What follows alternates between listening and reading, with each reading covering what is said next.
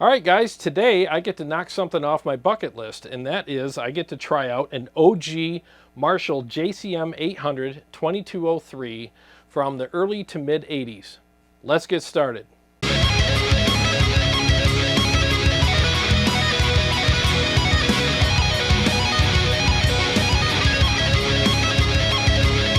Well, this is an amplifier that I have never played. I know, hard to believe, right? Like I'm a kid from the 80s. Why haven't I played one of these? I just haven't. They've always been elusive to me. I've never had a chance to plug into one. Well, shout out to Matt from Motor City Guitar for allowing me to take this home and review it for you guys. And I'm just going to give you my initial thoughts of it and dial it in and play some 80s riffs on it and just see how it sounds and feels. I'll be boosting it with the Super Overdrive, which Motor City was also kind enough to let me borrow. According to Matt, that's the overdrive pedal that was pretty much meant for this amplifier. I mean, that's what everybody used back in the 80s. So let's go ahead and take this 80s style rig and dial it in now. And I'm just going to play some of my riffs on it and some of the riffs that I grew up on. I'll try to remember some of them, so if I screw them up, you know, whatever. This is just going to be a fun video for me to dial this in.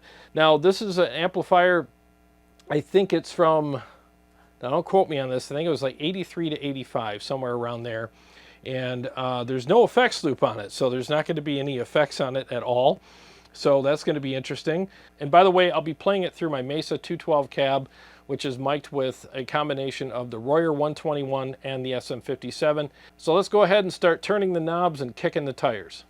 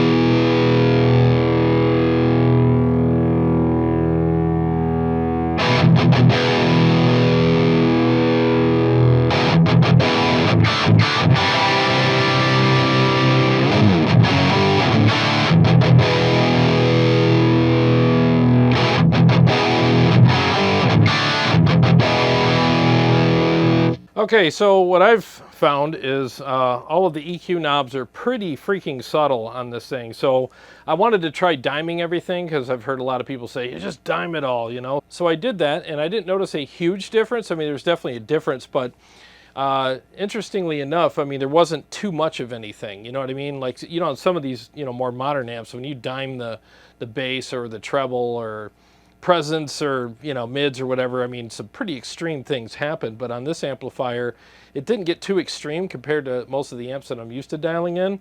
But I put everything back to what I thought is a kind of an appropriate setting. Now, I also noticed that if you go past 3 o'clock on the gain, it starts getting kind of muddy, and we don't want that. So now let's go ahead and kick on the overdrive pedal and see what it sounds like there. So I have the super overdrive, I have the level cranked, I have the tone knob in the middle, and I got the gain or the drive at, man, it's got to be at like 8 o'clock. It's just barely on. So those are the settings that Matt told me to use. So I'm going to go ahead and start with those and screw around with it from there. Let's see what we got.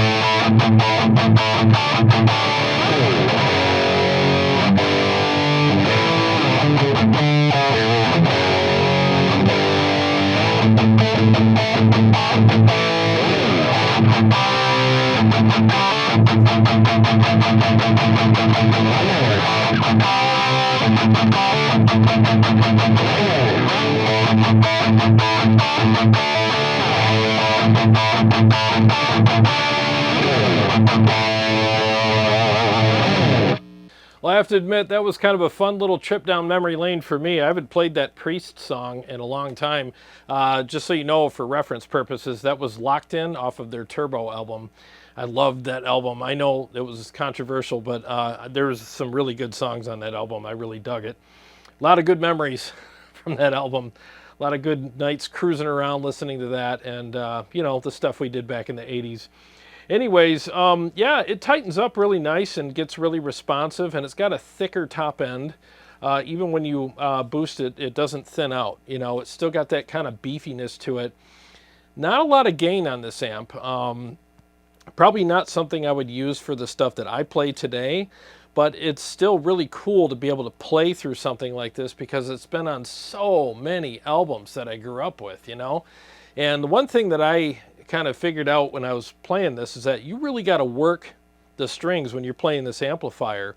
And I mean, you got to really dig in and play hard and really grip the neck and get the vibrato going, and you're really in tune with your instrument and really playing it, and the feel and just the response, all of it.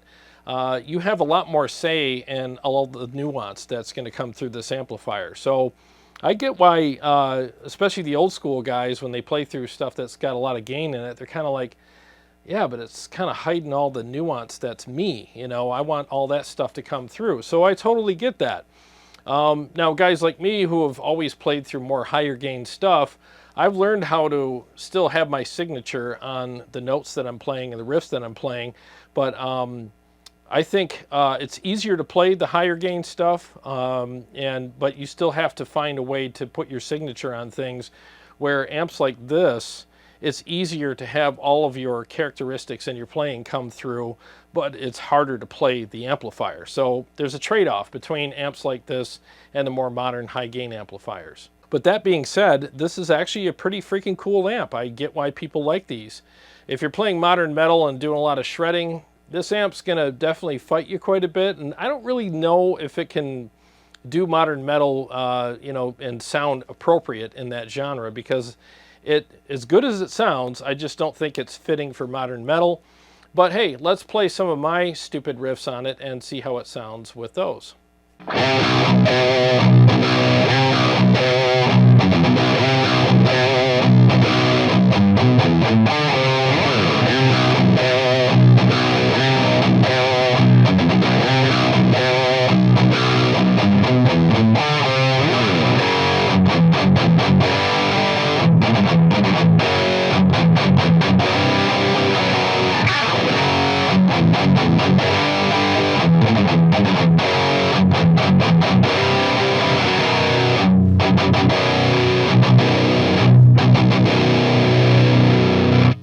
I mean, yeah, I can play the modern stuff on it, and it's pretty responsive, especially when you're boosting it.